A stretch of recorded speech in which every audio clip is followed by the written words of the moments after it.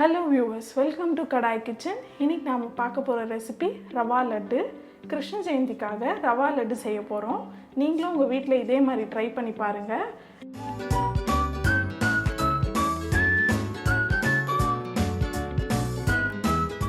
So rava laddu செய்ய ஒரு கடாயில் நான் வந்து 1 டீஸ்பூன் நெய் ஊற்றிருக்கேன்.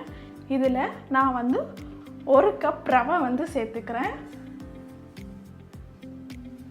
இதை வந்து ஸ்லோ ஃப்ளேம்லேயே வந்து நல்லா வாசனை வர வரைக்கும் வறுத்து எடுத்துக்கோங்க. ரவையை வந்து ஒரு 5 நிமிஷம் ஸ்லோ ஃப்ளேம்லேயே வச்சு வறுத்துக்கோங்க. அப்போ தான் வந்து நம்ம லட்டு பிடிக்கும் போது அந்த ரவையோட ஸ்மெல் வந்து உங்களுக்கு பச்சை ஸ்மெல் அப்படியே வராது. இப்போ பார்த்தீங்கன்னா ஒரு 5 மினிட்ஸ் நல்லா ரவை வந்து ரோஸ்ட் ஆகிடுச்சு. நீங்கள் தேவைன்னா இன்பிட்வீனில் இன்னும் 1 டீஸ்பூன் நெய் சேர்த்துக்கோங்க. இப்போது இதை எடுத்து வச்சிடலாம்.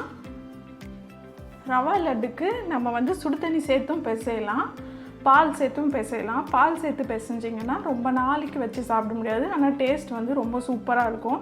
நீங்கள் கம்மி குவான்டிட்டியில் செய்கிறீங்கன்றப்போ பால் சேர்த்து பிசைஞ்சிக்கோங்க. பாலில் ஃப்ளேவருக்காக நான் வந்து ஒரு 2 ஏலக்காய் வந்து தட்டி போடுறேன். ஃப்ளேவருக்காக ஒரு 2 ஏலக்காய் போட்டுக்கலாம். இப்போது பால் வந்து நல்லா கொதித்து வரட்டும். ஒரு கொதி வந்தாலே போதும். அதுக்கப்புறம் நம்ம பால் ஆஃப் பண்ணிடலாம்.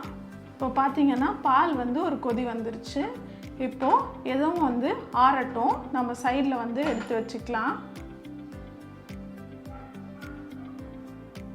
ஒரு தாளிப்பு கரண்டி எடுத்துக்கோங்க. இதில் 1 டீஸ்பூன் நெய் ஊற்றிக்கோங்க. இப்போது இது சூடான உடனேயே நான் வந்து கொஞ்சம் முந்திரியும் திராட்சையும் எடுத்து வச்சுருக்கேன்.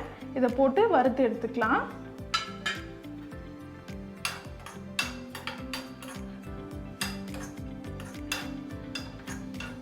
இப்போ பார்த்தீங்கன்னா முந்திரி திராட்சை நல்லா வதங்கிடுச்சு.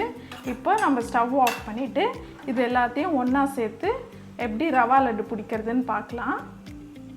இப்போ பார்த்தீங்கன்னா ரவை நல்லா ஆறிடுச்சு. இதில் நான் 1 கப்பு ரவைக்கு 1/4 கப்பு தேங்காய் துருவல் சேர்த்துக்கிறேன். இது கூட நாம் வறுத்து வச்ச முந்திரி பருப்பு, திராட்சை எல்லாத்தையும் சேர்த்துக்கலாம்.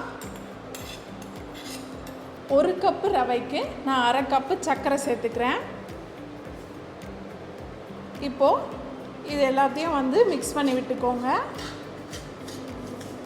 நீங்கள் தேங்காய் துருவல் செய்யும் போது அதில் கூட வந்து நீங்கள் ஏலக்காய் போட்டு பொடிச்சு இதில் சேர்த்துக்கலாம். நல்லா வாசனையாக இருக்கும். இப்போ இது எல்லாமே வந்து நல்லா ஒன்றா மிக்ஸ் ஆகிற மாதிரி நல்லா மிக்ஸ் பண்ணி விட்டுக்கோங்க. நம்ம தேங்காய் துருவல் எடுத்துருப்போம் இல்லையா, அதே அளவில் அதில் பாதி வந்து மில்க் மேட் எடுத்திருக்கேன். நீங்களும் அதே அளவுக்கு சேர்த்துக்கோங்க. இல்லை சுகரை கம்மி பண்ணிவிட்டு மில்க் மேடே வந்து இன்னும் கூட எக்ஸ்ட்ராவாக சேர்த்துக்கோங்க. இப்போது இதில் நம்ம பால் கொஞ்சம் கொஞ்சமாக ஊற்றி பிசைஞ்சிக்கலாம். ஃபஸ்ட்டு நான் தேங்காய் துருவல் எடுத்தேன் இல்லையா, அதுலேயே வந்து 1 கப்பு பால் சேர்த்துக்கிறேன்.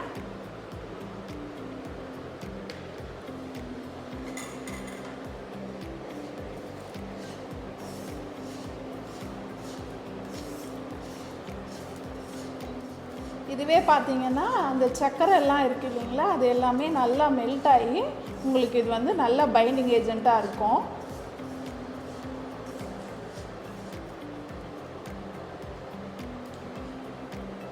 இந்த முந்திரி திராட்சைலாம் எல்லா இடத்துலையும் படுற மாதிரி மிக்ஸ் பண்ணி விட்டுக்கோங்க. இல்லைன்னா வந்து உங்களுக்கு ஒரே இடத்துல ஒரே இது சேர்ந்தாப்பில் இருக்கும். இப்போ நம்ம லட்டு பிடிச்சிடலாம். எனக்கு இதுவே போதும். உங்களுக்கு இன்கேஸ் வந்து ரொம்ப ட்ரையாக இருந்ததுன்னா இன்னும் கொஞ்சம் பால் ஊற்றி பிசைஞ்சிக்கோங்க.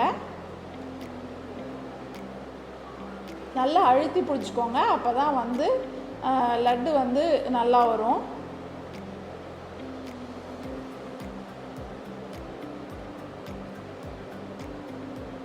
பார்த்திங்கன்னா இந்த சைஸில் வந்து லட்டு பிடிச்சிக்கோங்க. பார்த்திங்கன்னா நான் வந்து ரவா லட்டு உருண்டை பிடிச்சி வச்சுட்டேன். நம்மளோட சுவையான ரவா லட்டு தயார். நீங்களும் உங்கள் வீட்டில் இதே மாதிரி ட்ரை பண்ணிவிட்டு மறக்காமல் எப்படி இருந்ததுன்னு கமெண்ட் செக்ஷனில் சொல்லுங்கள். தேங்க்ஸ் ஃபார் வாட்சிங்.